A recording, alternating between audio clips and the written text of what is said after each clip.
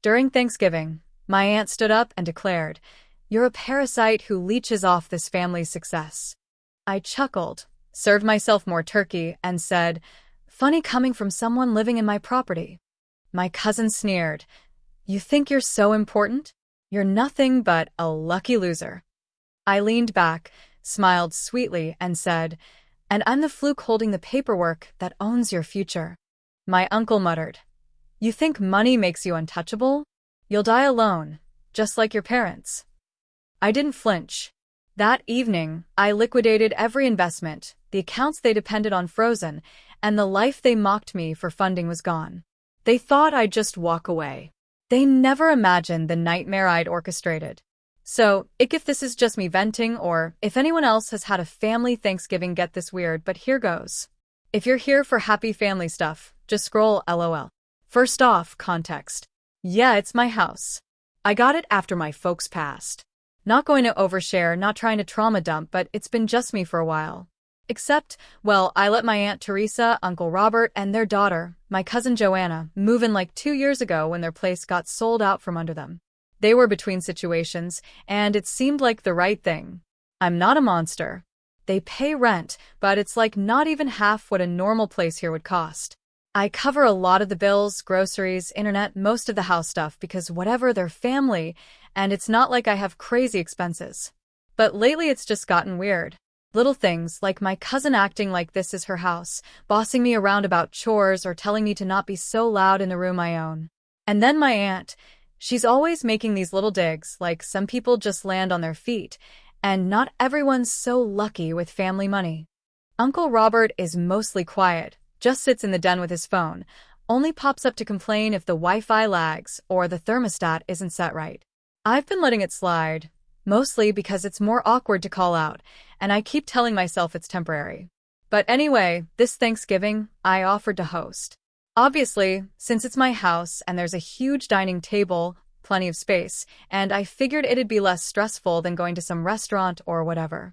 I bought the turkey, all the sides, even did those little pumpkins for decoration because last year my aunt went on about how nobody sets a proper table anymore.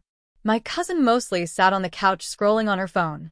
Didn't help much except to taste test the mashed potatoes, ate half the bowl before dinner.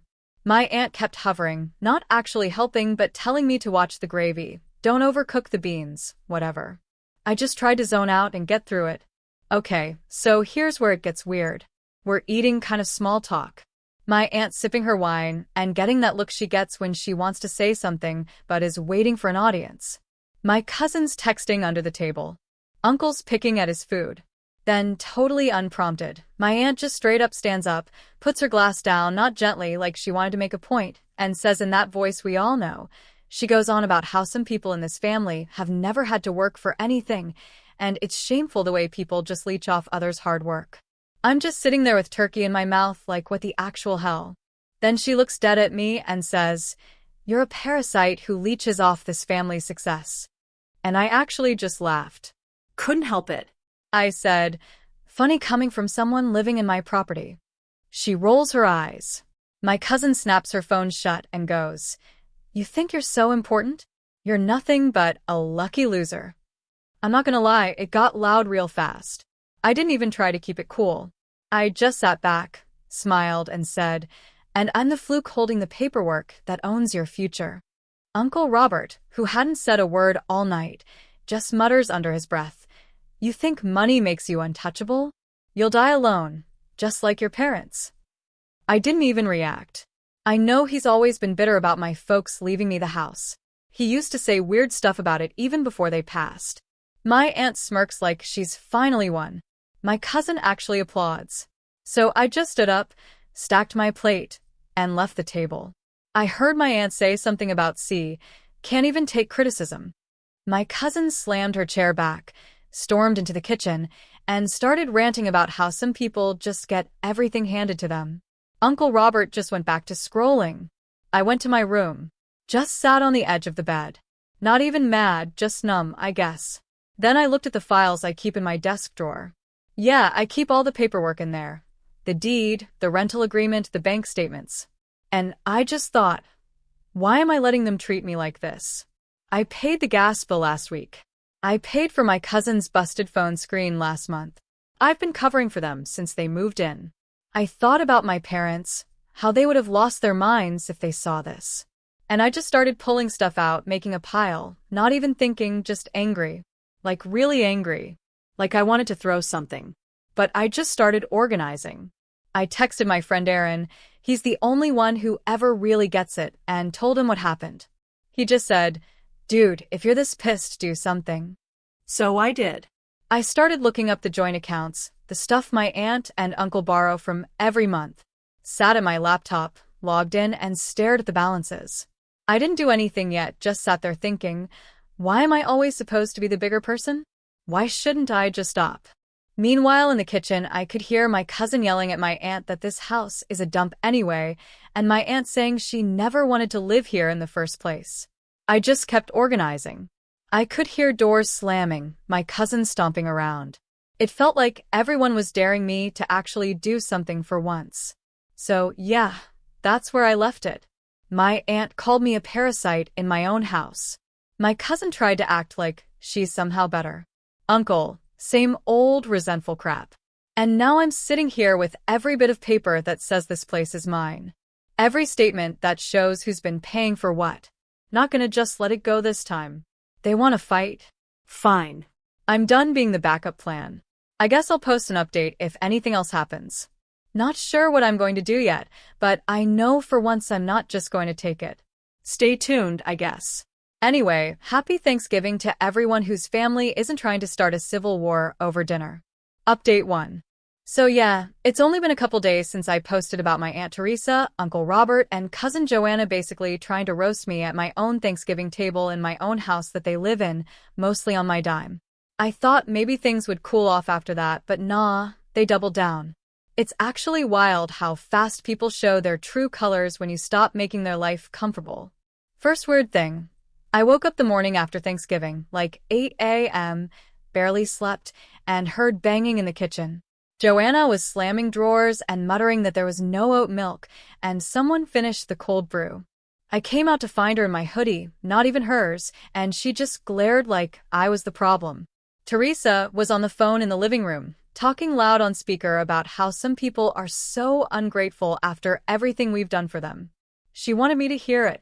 Uncle Robert just sitting on the couch scrolling, not even pretending to say good morning. Not a single word about the night before. Not an apology, nothing. Just this tension in the air like they were waiting for me to say sorry for ruining Thanksgiving. So I just went back to my room, shut the door, and opened all the bank tabs I'd left open the night before. I stared at the auto payments for the shared accounts, utilities, groceries, the Venmo I set up for household stuff that was always mysteriously empty, even though I was the only one putting money in. I went through the stack of receipts and rental docs I'd organized. Kind of petty, I know, but I was done. I just started canceling stuff. Paused the auto transfers to the family account. Removed my card from their food delivery apps. Emailed the property management company to start the formal eviction process. Not fun, but necessary. I own the place, and they're technically on a month-to-month rental at this point. All in writing. No loopholes. Changed the Wi-Fi password. Put a note on the fridge that said, "House meeting tonight, 7 p.m. mandatory." For the first time in years, I didn't feel bad about it. Like I said, I'm not here to be the backup plan anymore. Stuff got weird fast. Teresa found the fridge note around noon and immediately started texting me in all caps about how this is not how family treats each other, and we'll talk when you're ready to be civil. Uncle Robert said nothing but started pacing the hallway and slamming doors. Joanna posted on her close friend's story, "Yeah, I saw it. My friend showed me that she lives with a psycho landlord." I didn't respond. I just waited for the meeting. 7 p.m. comes. I'm in the kitchen. They all file in like I'm about to hand out detention slips. I said, "Look, I'm done covering your bills. You're on a real lease now and you'll pay real rent next month, full market rate, or you're out." Teresa instantly starts crying, actual tears, saying I'm ripping the family apart. She said they sacrificed so much when my parents died that I owe them. I said I've paid your rent, bought your groceries, fixed your car, replaced your phone, paid every bill. What exactly do I owe? She just started yelling, got up in my face, called me a selfish brat. Uncle Robert said I was cold, and just like your father. He always does that, brings up my dad like it's some trump card. I said, you want to live here? You pay your share starting now. Joanna just muttered that she never wanted to live here anyway. She tried to push past me to get to her room, shoulder-checked me. I didn't move. She went upstairs and slammed her door. I handed Uncle Robert the printed lease papers, told him he had a week to sign and transfer funds, or they'd get a formal eviction notice. He grabbed the papers, tossed them on the counter, and said, "You're bluffing." Teresa tried to slap them out of my hand, hit my wrist instead. I just walked away, told them I'd talk when they were ready to act like adults. After that, it got colder. Nobody spoke to me unless they had to. They started making their own meals, leaving messes in the kitchen, blasting music, slamming doors, trying to make me uncomfortable in my own house. Joanna brought her boyfriend over, who I can't stand. One of those guys who always asks what you do for a living and then tries to one-up you. They sat in the living room watching some reality show way too loud. I just put on headphones and ignored it. I'm not going to let them win by making me leave my own space. Next day, Teresa went around calling all the extended family, my mom's sisters, cousins in 2 other states, telling everyone I'd thrown them out and cut them off. I started getting texts. Some people were like, "What's going on?" Others took her side, calling me selfish. I just started sending screenshots of the accounts, receipts, payment logs. I said ask them how much they've actually paid, I'll wait. Funniest thing, a couple family members actually apologized to me, said they didn't know it was like that. Most just stopped replying. Uncle Robert tried to threaten me with some legal action, but I pointed at the lease, said you sign or you leave, I don't care anymore. He said you'll regret this. I said maybe, but not as much as I regret letting you walk all over me for 2 years. Joanna came to me that night, tried to play nice, said she needed more time to find another place, offered to pay something for the next month. I said full rent or you move out. She called me a jerk, pushed past me in the hallway, texted her mom that I was being impossible. I heard Teresa on the phone with someone crying and saying I was destroying her life. I just turned up the TV. The mood in the house now is unreal. Every time I walk into a room, someone leaves. Every meal is eaten in silence or with muttered insults. Teresa tried to cook one night, burned the chicken, blamed me for messing with the oven. Uncle Robert left his dirty dishes in the sink like I was going to clean up after him. I just put them in a box and left them outside his door. He slammed the door so hard a picture fell off the wall. I'm not sure what comes next, but I'm not backing down. They're on notice. Either pay up or get out. And if they think guilt trips or family drama are going to work this time, they're about to learn the hard way. Not going to be the family doormat anymore. I'll update if they actually do something. But for now, I'm just keeping receipts and waiting them out. If you've ever had to evict your own family, let me know what to expect because this is already a circus anyway. Not looking for advice, just needed to get it out. Thanks for reading if you made it this far. This is Once Loyal, and I'll catch you in the next one. Peace. Update 2. So, here's the next round. For anyone who actually cares about this mess, it's been about a week since I told my Aunt Teresa, Uncle Robert, and Cousin Joanna they were either paying full rent or getting out. I figured they'd start packing, maybe try to negotiate, but no. These people are not going quietly. First weird thing, I noticed my stuff going missing. Not big stuff, just petty stuff. My phone charger, the bottle opener from the kitchen, even my socks. I found a pair in Joanna's laundry pile. She said I was paranoid and that it was just a mistake. Teresa started leaving passive-aggressive notes around the house, stuff like, "Please remember family comes first, and some people should be grateful for what they have." She put one on my bathroom mirror with a smiley face. Robert was suddenly fixing things in the house. He tightened a cabinet hinge, then started telling people loud enough for me to hear how none of this would work without him. Literally nobody asked him. And yeah, the group chat. Joanna went full drama queen, sending screenshots of the fridge note to every cousin on my mom's side, telling everyone I was kicking them out for no reason. I got like 5 texts from people I haven't seen since college asking if it was true I was making my own family homeless. When I sent receipts, actual receipts, Venmo logs, utility bills, most of them just stopped replying. One cousin said, "Wow, I had no idea," and then liked my message. But it didn't stop there. I came home on Tuesday night, and the Wi-Fi was down. Turns out Joanna unplugged the router by accident, then tried to hide it behind the couch. I asked where it was. She said maybe you should pay for a better plan. I plugged it back in, changed the password again. So then Teresa started guilt-tripping me in person. She'd find me making coffee and go off about how she gave up everything to help after my parents died, how she was just trying to keep the family together. She said if I really loved them, I wouldn't do this. I told her I'm not your retirement plan. She slapped the counter and stormed off. A day later, I get a knock from a neighbor, Mrs. Lee, older lady, likes to garden, always friendly. She asked if everything's okay because she heard yelling and some doors slamming. I told her just a family thing, nothing dangerous. She said just checking because she noticed Joanna and her boyfriend dumping boxes in the backyard last night. I went out back and found a bunch of my old stuff, yearbooks, photos, some kitchen stuff, just dumped in the rain. I brought it back in, tossed it in the hallway outside their room. That's when Robert shoved past me, said I was making a scene. I said you're the one trashing my stuff. He shoved me back. I didn't back down, just stared at him. He muttered something about spoiled brats and slammed his door. I started documenting everything, took photos of the boxes, started a written log of every weird thing they did. Not because I want to call the cops or anything, I'm not that guy, but because I don't trust them at all now and I'm not getting stuck with some he said she said situation if this gets legal. I called the property manager to ask if they could do a walkthrough just to have a third party on record. They said sure, but to give written notice. So I wrote up a notice and taped it to their door. Walkthrough on Saturday, be ready. Joanna lost it.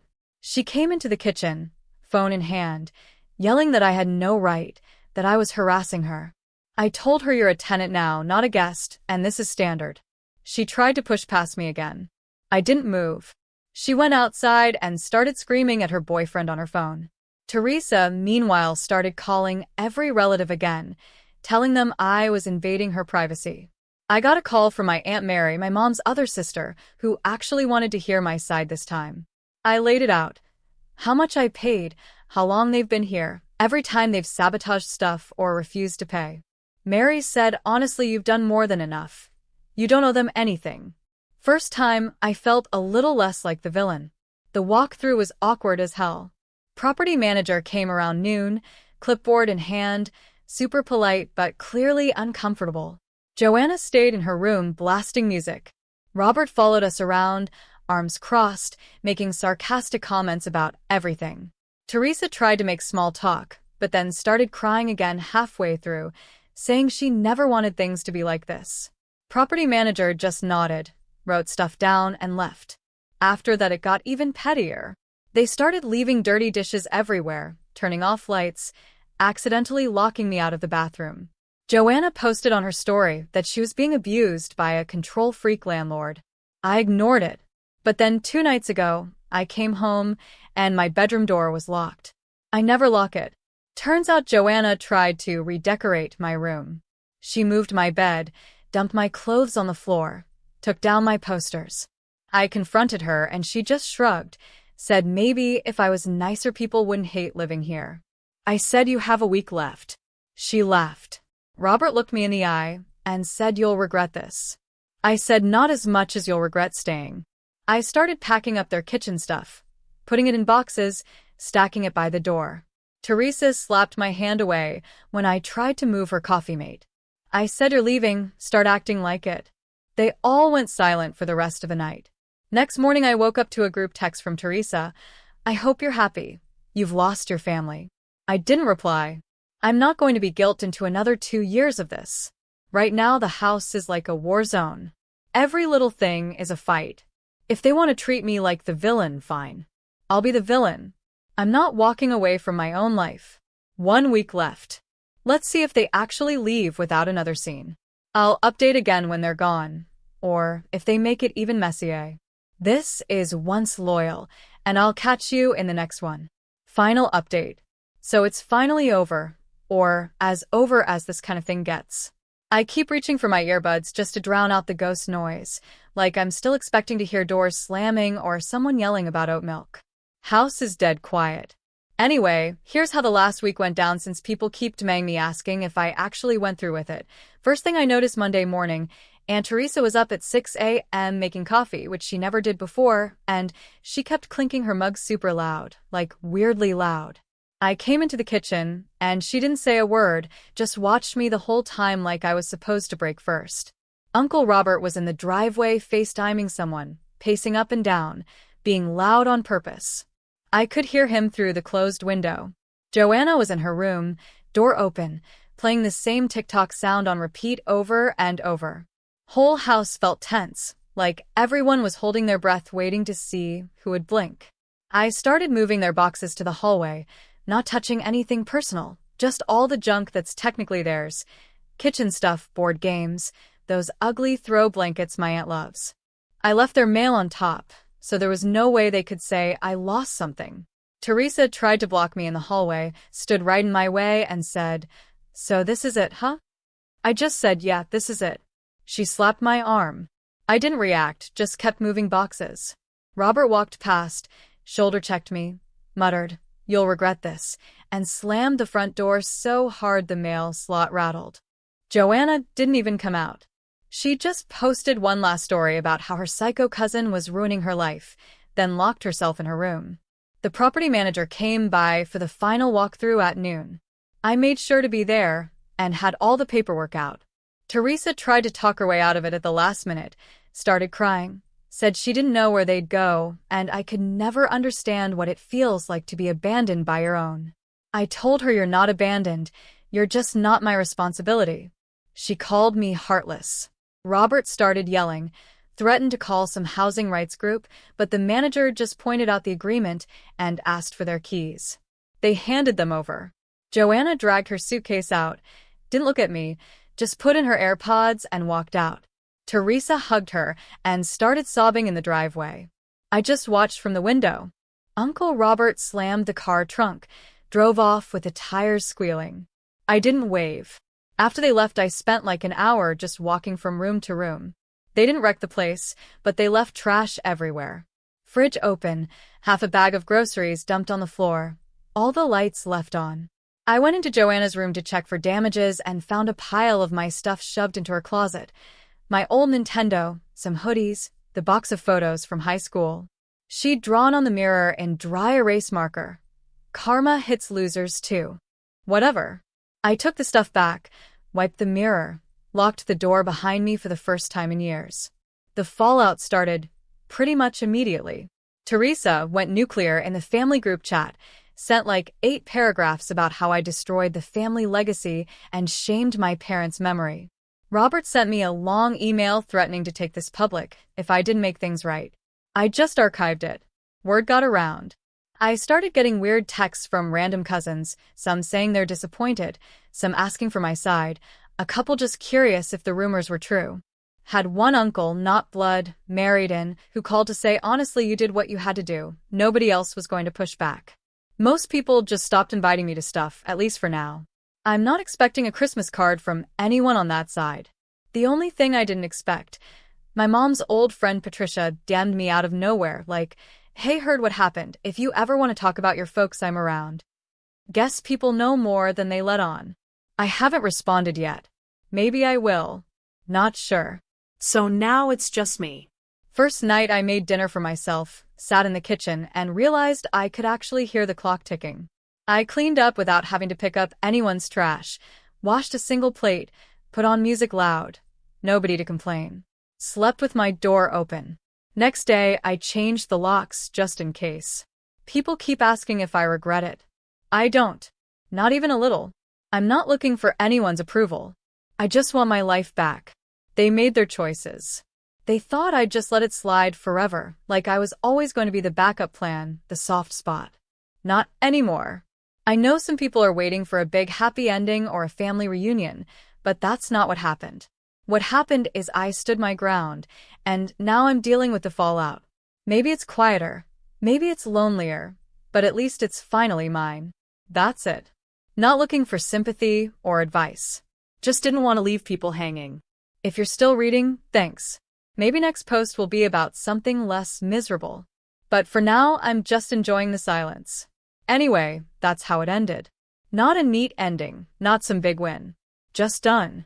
This is Once Loyal, signing off. Peace.